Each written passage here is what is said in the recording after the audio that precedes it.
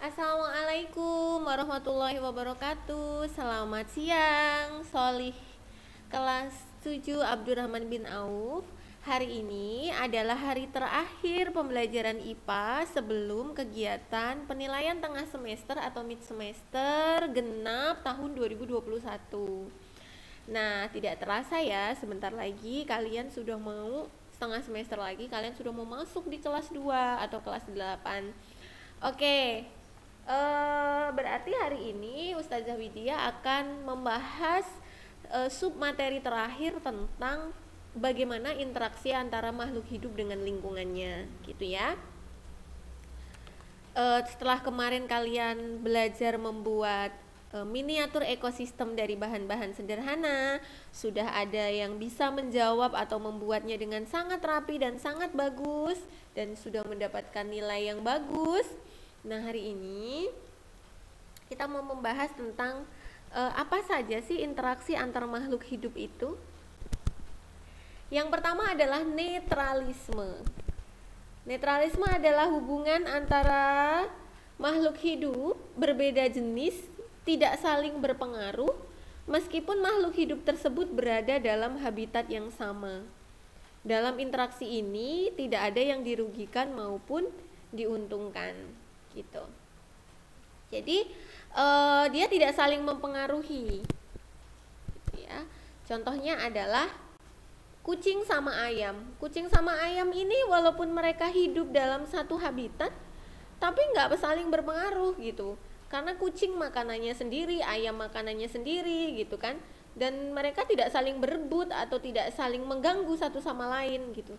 Hidup berdampingan tapi hidup sendiri-sendiri gitu loh, tidak ketergantungan gitu ya.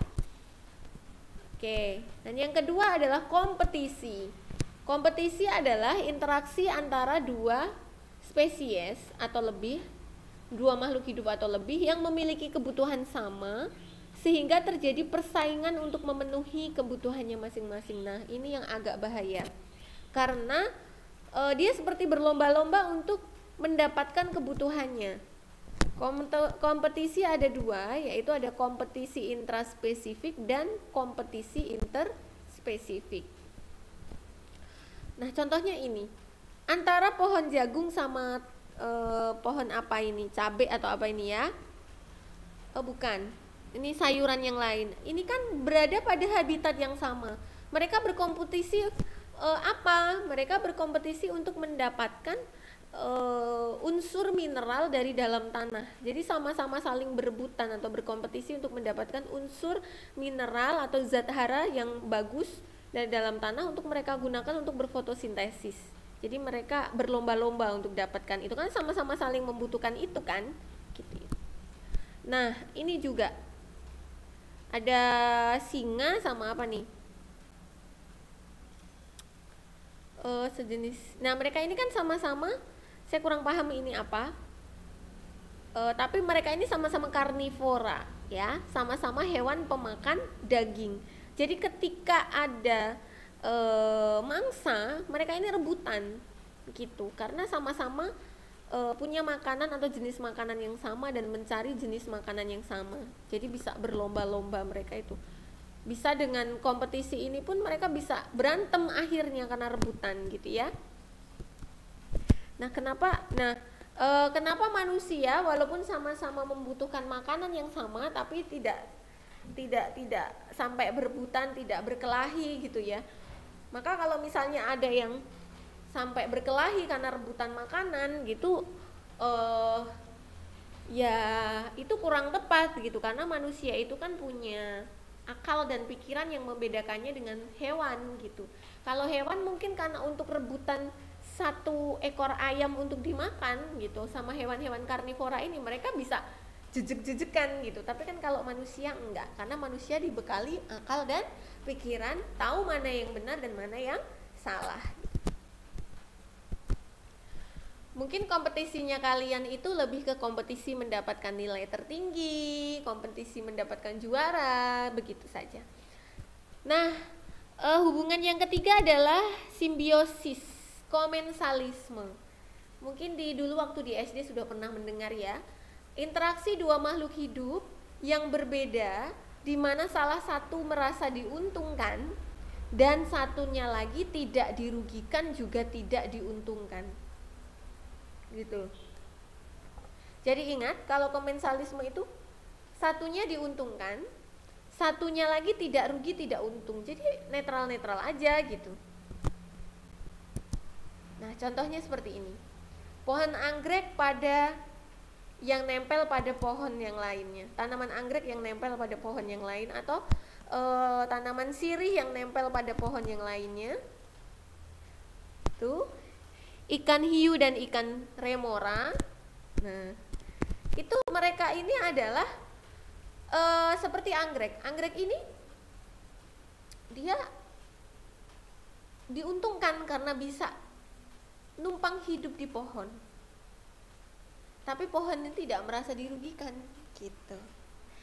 Kenapa? Karena tidak ada yang didapatkan baik untung maupun rugi dari pohon itu gitu.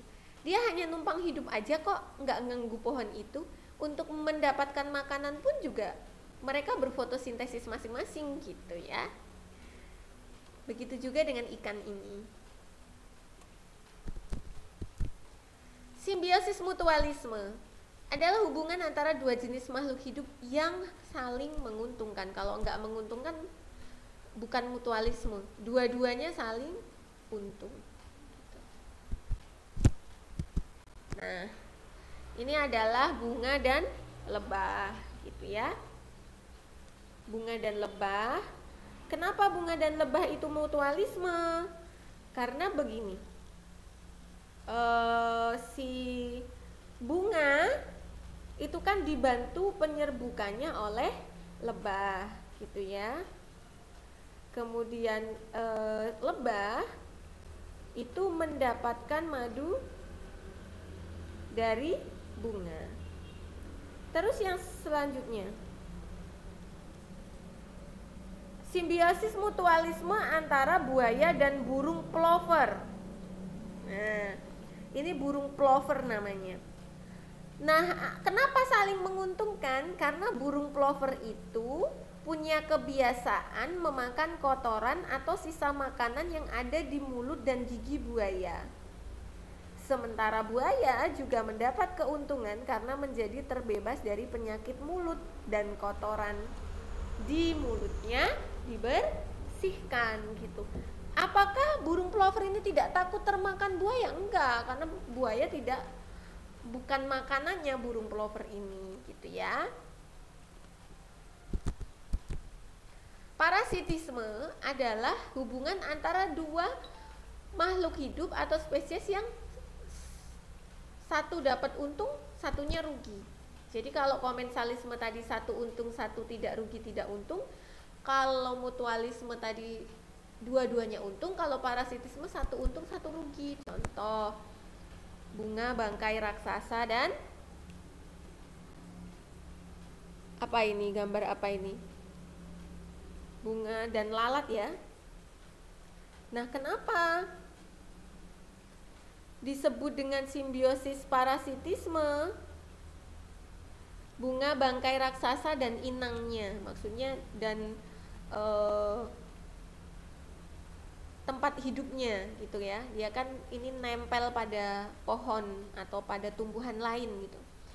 Bunga bangkai atau bunga rafflesia ini dapat untung karena dapat makanan dari inangnya. Sedangkan inangnya dapat rugi karena bunga rafflesia mengambil makanan yang dimasak oleh pohon atau inangnya tersebut. Perhatikan, bunga bangkai raksasa ini kan tidak bisa berfotosintesis sendiri karena dia tidak punya zat hijau daun kan. Sehingga dia dapat makanan dari inangnya. Begitu juga dengan ini tumbuhan-tumbuhan yang merambat kecil-kecil seperti ini gitu ya. Itu juga merugikan yang lain atau merugikan inangnya gitu. Karena kenapa beda sama yang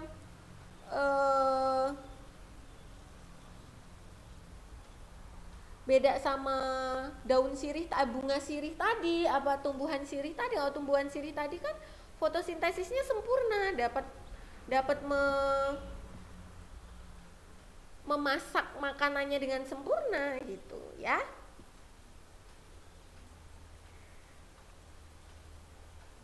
Oke, kemudian di sini ada ikan. Ikannya namanya ikan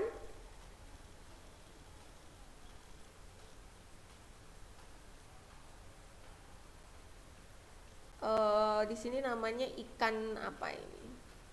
Saya juga kurang paham sih ini namanya ikan apa di sini. Tapi intinya dia merugikan yang lainnya. Gitu. Nah, itu saja. Kemudian kita masuk ke yang lain, yaitu protokooperasi. Interaksi dua spesies atau lebih yang masing-masing punya keuntungan atau adanya asosiasi, tetapi tidak merupakan keharusan. Nah, ini masing-masing punya keuntungan gitu loh, tapi tidak harus begini. Maksudnya bisa dengan yang lain, tidak harus dua spesies ini yang berinteraksi. Predasi atau pemangsaan, interaksi makan-memakan antar organisme. Nah, predator ini fungsinya untuk mengendalikan populasi mangsa, karena seandainya predator tidak ada dalam suatu ekosistem maka populasi mangsa akan meledak. Nah, contohnya seperti ini. Nah, ini adalah karnivora memakan herbivora. Ini kalau nggak salah kijang ya, dimakan oleh sejenis singa kalau nggak salah ya, singa atau harimau itu, pokoknya sejenis itulah. Karena Ustazah Widya itu kebetulan tidak terlalu ciren antara singa atau singa kalau nggak salah ini ya. Nah, dia kadang berfungsi sebagai predator ketika memang populasi atau jumlah dari mangsanya ini dalam suatu lingkungan itu tuh sangat banyak gitu. Maka kadang predator ini memang fungsinya untuk mengendalikan, karena begitu nanti dimangsa kan akan berkurang jumlahnya, tapi kan ini nanti akan dilestarikan lagi. Amensalisme, saat satu pihak dirugikan dan pihak lainnya tidak diuntungkan maupun tidak dirugikan gitu. Itu amensalisme. Nah, contohnya seperti ini. Rumput dengan padi gitu ya. Pohon ini dengan pohon ini dirugikan. Ini dirugikan karena dia tumbuh kembangnya, pohon yang kecil ini terganggu sama pohon yang besar, tapi pohon yang besar ini pun tidak merasa untung, pun tidak merasa rugi. Nah, itu saja yang bisa Ustazah Widya sampaikan. Kalau ada apa-apa tentang pertanyaan atau belum jelas, bisa ditambahkan di kolom komentar. Terima kasih.